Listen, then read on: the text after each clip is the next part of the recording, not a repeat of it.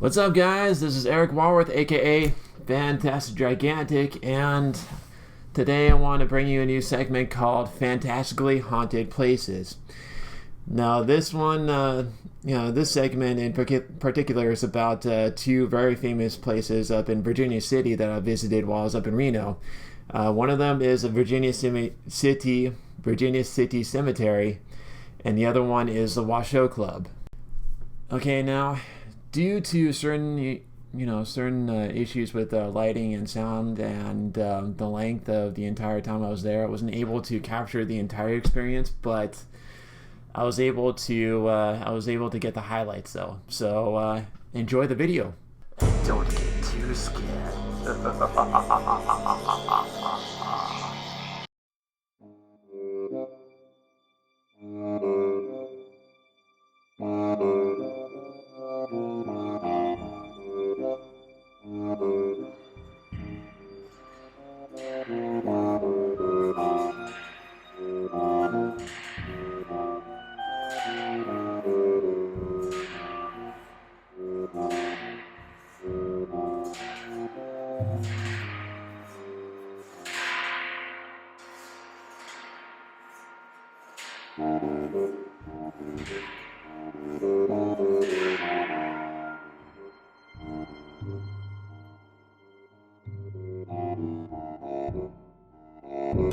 Alright, so we're officially in the Washoe Club, waiting for the tour to start. What do you think so far, James?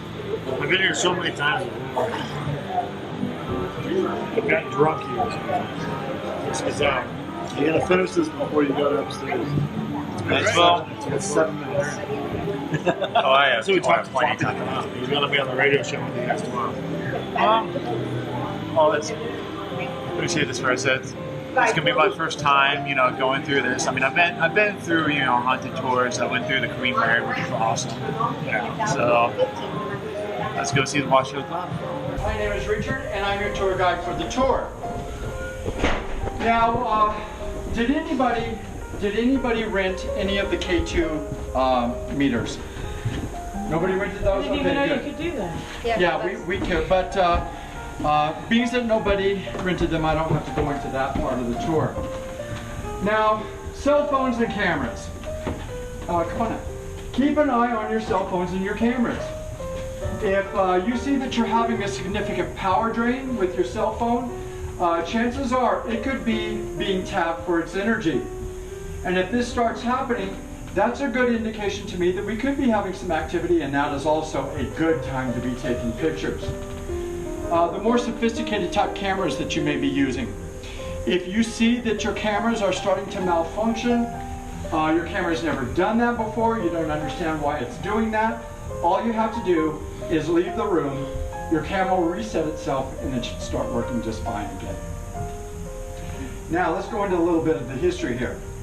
1860, they started the construction of this building.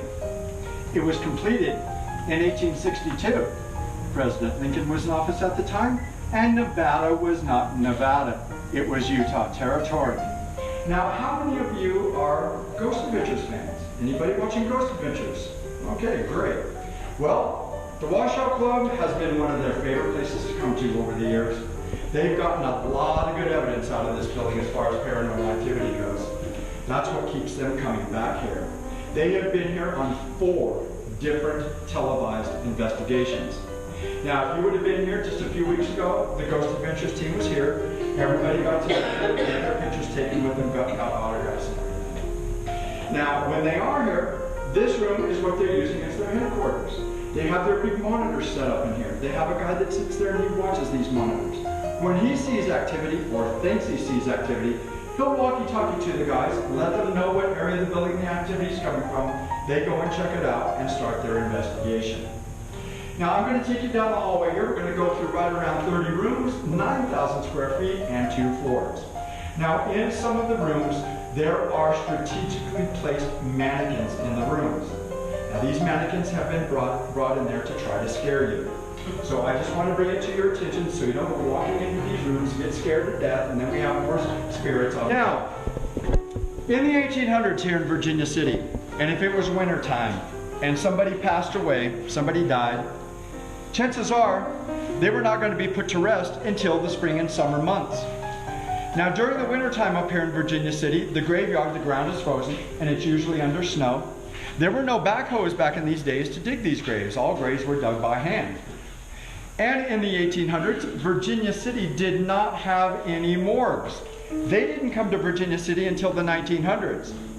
So when somebody died in the wintertime in the 1800s, they had to find places around town where they could put these bodies.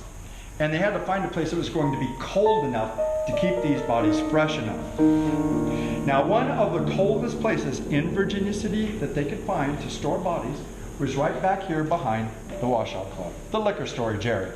So during the wintertime, they would move the liquor out and they would start putting bodies back there.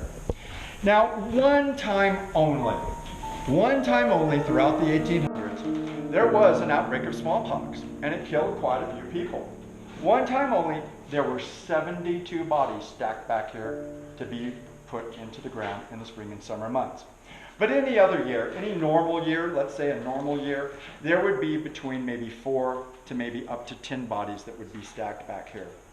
Now, if you were a person of no means, if you didn't have any money, if you were poor, you were not going to be put into a casket.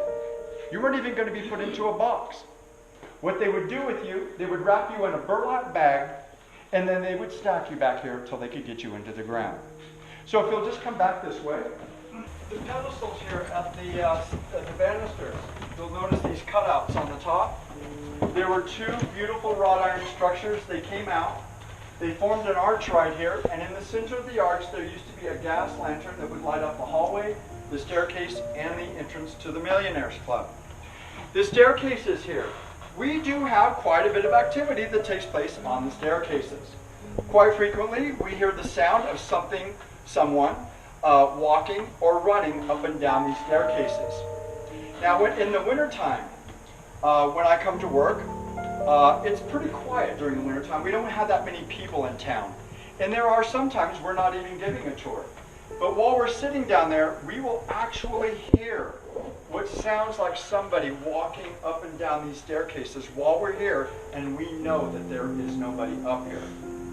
Now, pretty much on a daily basis, when I'm getting ready to end the tour and we're coming down the stairs and we're getting ready to go out the door, it's always the last person in the line of people that are coming down the stairs.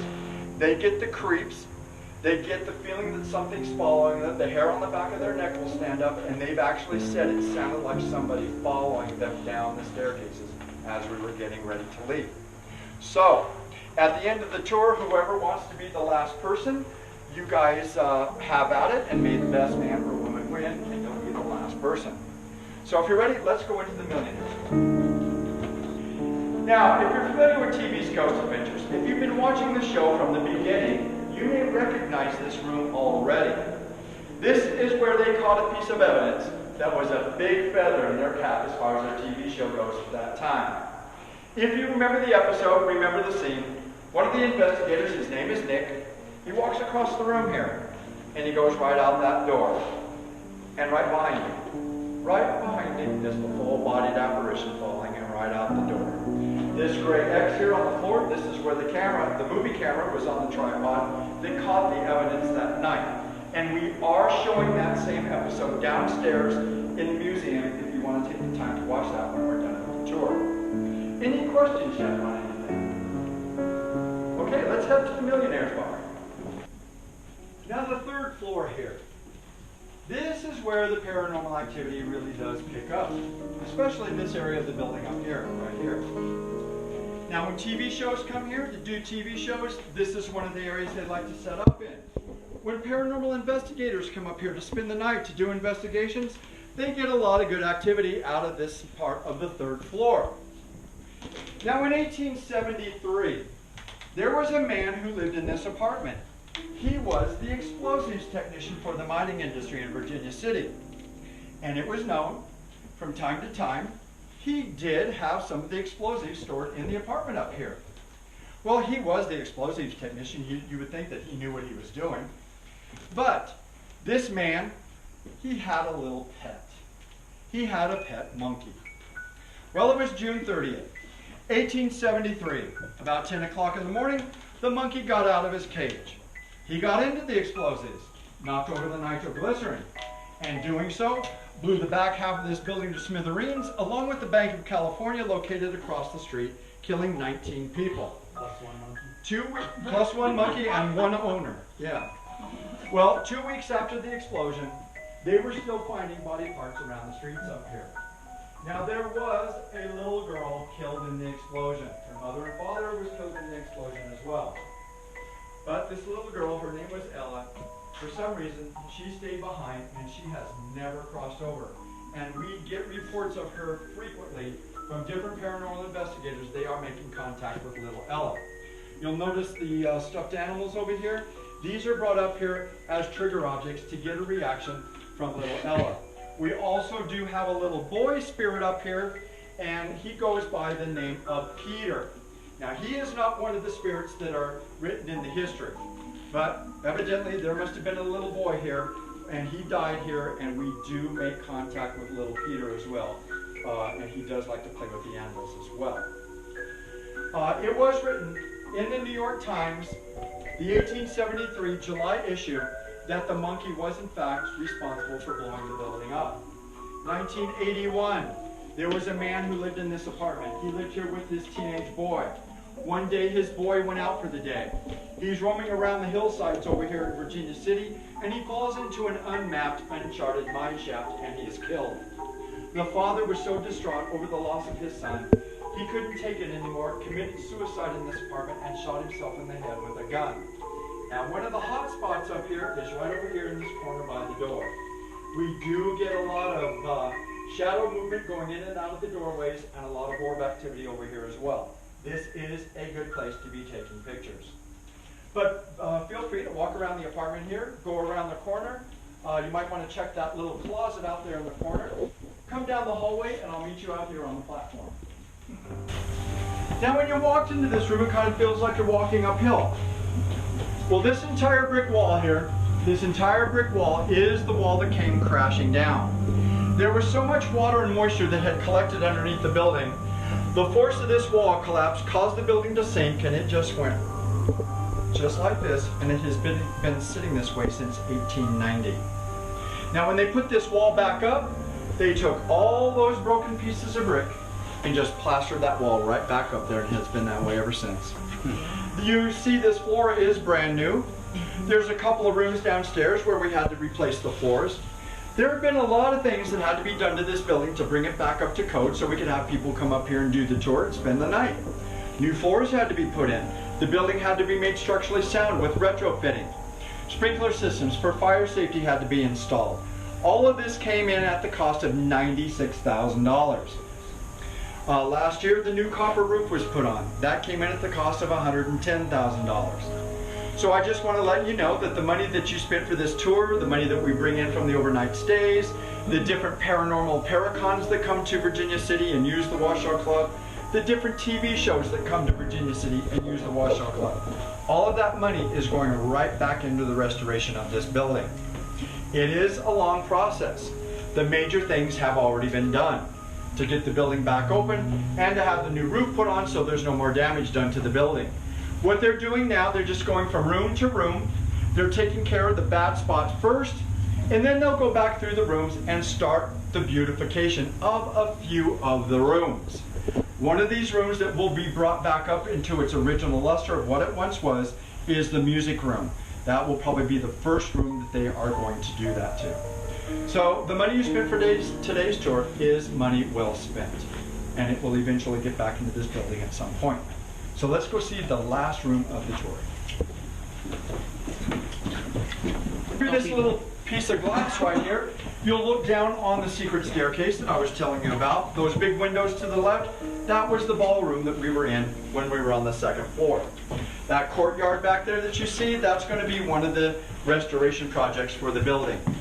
Truckee Meadows Community College, they are going to come rip the courtyard out of there and do an archaeological dig back there to see what's in the ground. Once they do that, they'll put a beautiful new courtyard back there. It should be very nice. What's the door go to under the street? It goes to one of the underground tunnels that are underneath Virginia City. We are on a honeycomb of nothing but mine tunnels below us. If we ever have a big enough earthquake here, I think this whole town is going to sink. The paint job here. This is from 1984. There was a man who lived in this apartment, and he decided he was going to paint. Not sure what color he was going with, but he starts painting, and he gets a knock on the door. It's the owner of the building. The owner of the building is notifying him that the building has been red tagged, and it's been condemned, and everybody living here has about 2 weeks before they have to vacate the premises. So he stops with his paint job, packs up his belongings, and he moves out. After everyone is out of the building, the owner of the building at that time decided he was going to take it upon himself, and he's going to restore this building himself with the help of a couple of friends. So they came in and they started ripping things apart. They ripped out all the plumbing that was in the building, all the electricity that was up here. They ripped out all the carpeting that was in the rooms. They even took the walls right down to the lath and plaster. They're going to redo it themselves. Well, in the process of doing this, he starts to have financial problems, and he ended up losing the building. After he lost the building, that was it. Nobody paid attention to this building ever again, except for the bar downstairs. This up here just went to ruin. The floors were rotting through. They were caving in. The roof was falling in. It was leaking severely. Windows were being broke out. Animals were roosting up here. It just became a big mess up here. And it stayed that way until 2003.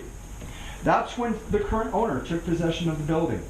He is the only one who has done anything to try to bring this building back up into what it once was. But in 2004, he got a big boost with the money coming into this building to help with the restoration. That's when Travel Channel, Ghost Adventures, found out about this place. Once they came to Virginia City and they did that first televised investigation up here and it aired on TV, that was it. People have been flocking to this building ever since to be able to experience and see this building for themselves. So we owe a lot to Travel Channel, Ghost Adventures, for pretty much putting this place on the map as far as a paranormal destination.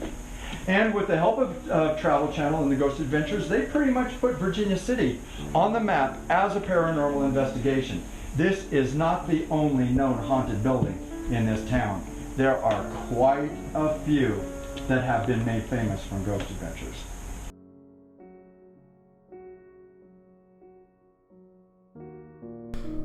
Well, that's the end of the video. Now, if you like to donate to the project, the link to the website is down below. And if you love the video, please subscribe.